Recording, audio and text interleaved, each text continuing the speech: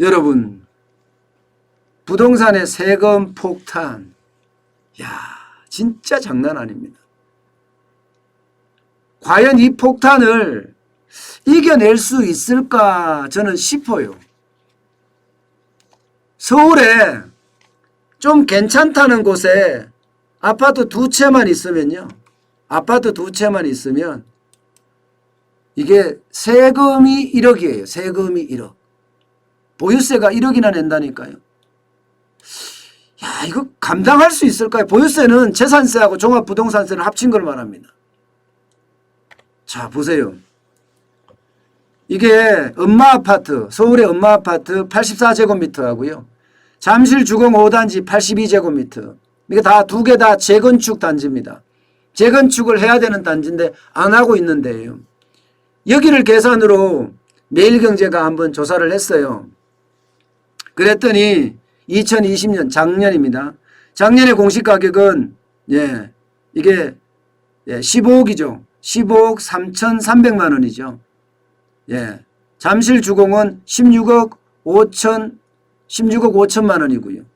그러니까 보유세, 재산세하고 종합부동산세는 4,269만 원이었습니다. 4,269만 원. 그런데 2021년 보세요. 엄마 아파트는 공시가격이 워낙 많이 올랐어요. 서울 평균만 하도 19% 넘게 올랐으니까요. 그래서 17억 200만 원이 됐습니다. 그 다음에 잠실 주공 5단지 82제곱미터는 18억 5,600만 원이 됐어요. 그랬더니 보유세가 재산세하고 종합부동산세를 합쳐보니까 9,975만 원이 9,975만 원. 와. 보유세 상승률이 134%입니다. 여러분, 제가 진짜 웃는 이유가 너무 황당해서 그래요. 너무 황당해서. 아니, 어떻게 해야지 집 2채가 있으면 1억 세금을 내고 살 수가 있죠? 아니, 아무리 올라도 그렇지 자본주의 국가에서 134% 자유시장 경제 체제에서 134%라는 게 어떻게 오를 수가 있습니까? 야, 충격입니다. 충격. 여러분, 물가가 이렇게 오른 적이 있습니까? 임금이 이렇게 오른 적이 있습니까? 야, 이거는 난리가 아니란 거예요. 난리가 아닌 거예요. 그런데 여러분, 3주택은 또 어떻게 될까요? 3주택. 2주택은 이렇다 쳐요. 서울의 3주택은 보남 안 하고요. 3주택이라도 서울에 2채 가지고 있고 지방에 1채 가지고 있다. 이런 경우를 한번 예를 들어 볼까요? 이런 경우를. 쉽게 말하면 서울에 똘똘한 1채가 아닌 3주택. 자, 마포의 레미안 프로지오 84제곱미터. 그 다음에 엄마 아파트는 앞서 말씀드린 84제곱미터 거기요. 죽전, 대전 죽동의 프로지오 84제곱미터. 이거를 다 합치니까 보유세가 2020년에는요. 3,784만 원이었어요. 3,784만 원.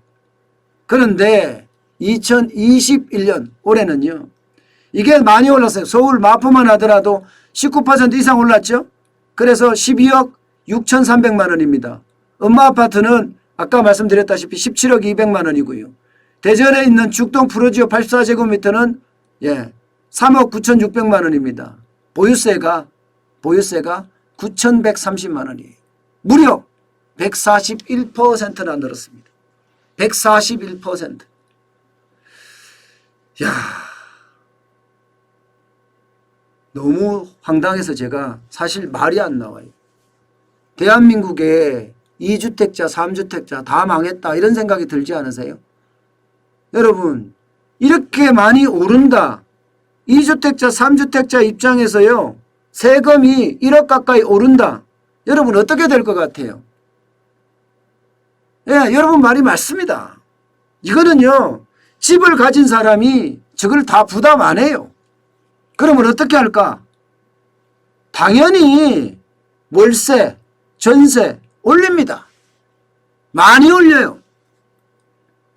죄송하지만 제가 다 부담을 못하겠으니 월세 사시는 분한테 올려달라 하고요.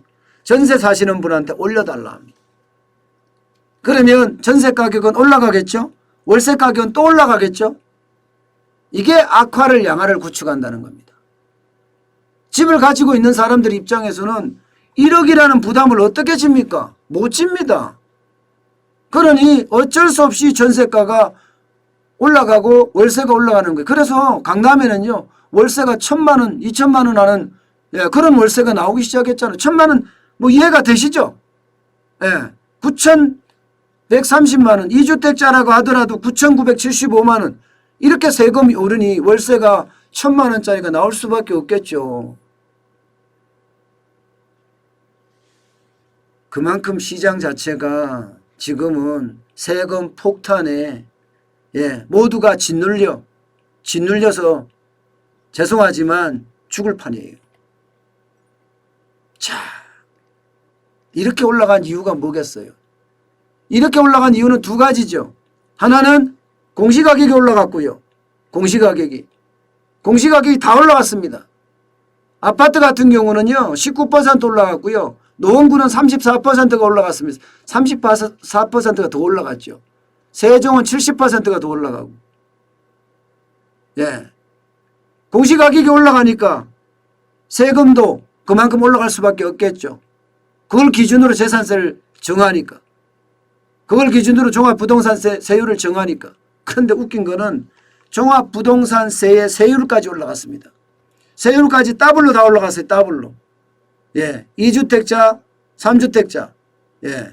가격에 따라 다르지만 0.5%에서 1.2%까지 올라갔고요. 제일 비싼 게 2.7%에서 6%까지 올라갔어요. 그러니 세금 폭탄으로 가히 죽을 맛이죠. 죽을 맛. 자, 여러분 이렇게 되면 도대체 부동산은 어떻게 될까요? 제가 계속 말씀드렸던 게 6월 1일이 되면 이게 이제 보유세를 내야 되는 기준이에요. 6월 1일부터는 앞서 말씀드렸다시피 서울에 2채, 3채 갖고 있으면 1억씩 내야 돼요. 1억. 1년 연봉이 넘어요. 1년 연봉이. 그러다 보니까 여러분 시장에서는요 이런 현상이 일어납니다. 이런 현상이.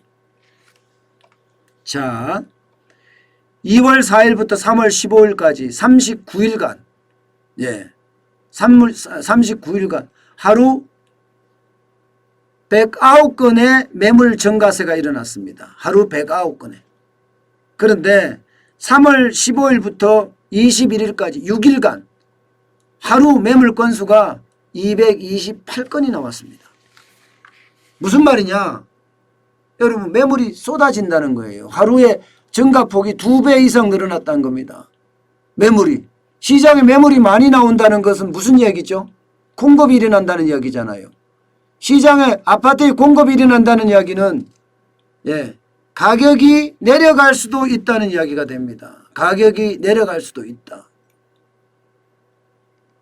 실제 말입니다. 실제 1월, 2월, 3월에 보면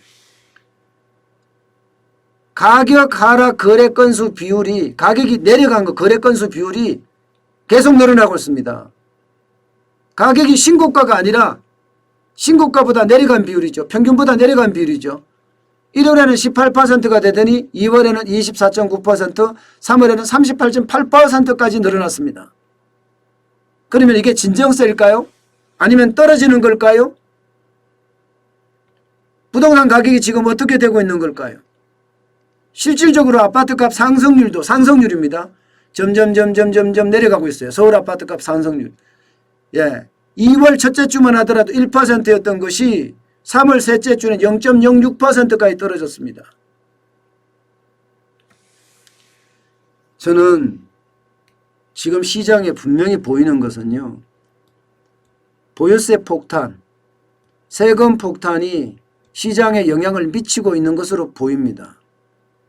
분명히 시장에 영향을 미치고 있는 것으로 보입니다.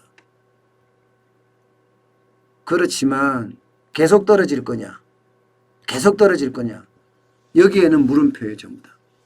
지금은 쌓일 거다 이거예요. 지금은 쌓일 거다. 언제까지? 6월 1일이 될 때까지. 6월 1일에 보유세를 내고 나면 그 이후가 어떻게 될 것인가? 이게 이제 앞으로의 시장 흐름이고 앞으로의 시장의 관건이다 이렇게 보고 있습니다. 보유세 부담이 엄청 되는데 예, 이거를 팔 거냐 말 거냐 기로에 서 있다는 거죠. 그런데 시장에 대한 이야기를 들어보면요. 1년만 버티지 뭐. 1년만 버티지 뭐예요. 1년만 버티지 뭐. 내년에 정권 바뀔 텐데 뭐 1년만 버티지 뭐. 이렇게 생각하는 사람이 굉장히 많아지고 있다는 사실이 하나가 있고요.